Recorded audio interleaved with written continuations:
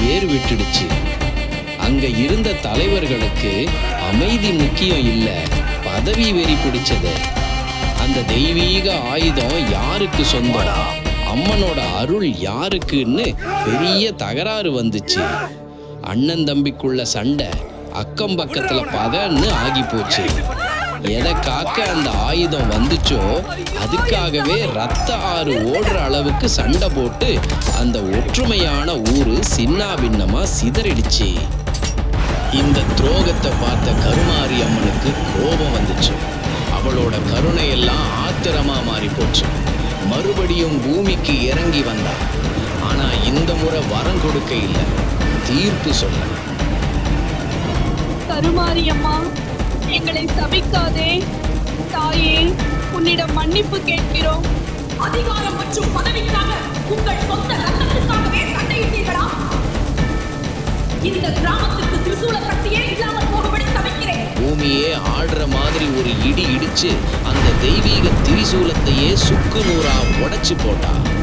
அந்த வேகத்துல தரையே ரெண்டா பொளந்துடுச்சு. அந்த ஊரும் ரெண்டா பிரிஞ்சு போச்சு. ஒரு பாதி நாம இப்ப நிக்கிறோமே இந்த சக்திபுரம், அந்த பள்ளத்துக்கு அந்த பக்கம் பிரிஞ்சு போனதுதான் சிவபுரம்.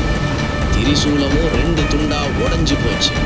ஒரு பாதி இங்க மாரியம்மன் கோவிலுக்கு அடியில இருக்கு.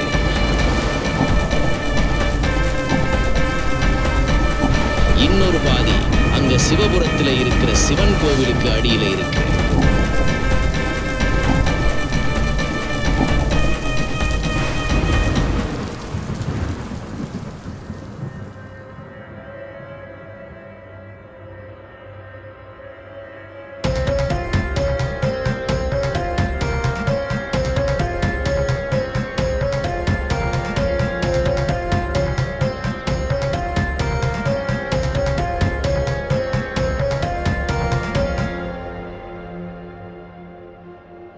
ஆனா சும்மா துண்டுகளை எடுத்தா பத்தாது.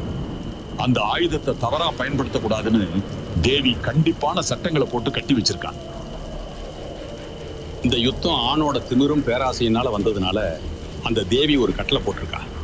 இனிமே அந்த ஆயுதத்தை எந்த ஆம்பளையும் சரி செய்யக்கூடாதுன்னு. அம்மனோட நட்சத்திரத்துல பிறந்தவ மட்டும்தான் ரெண்டு பாதியை ஒண்ணு சேர்த்து அதோட சக்தியை பயன்படுத்த முடியும். ஐயோ, மீனாவுக்கும் தேவிக்கும் ஒரே மாதிரி ஜாதகம்னு நான் எப்படி மறந்தேன்?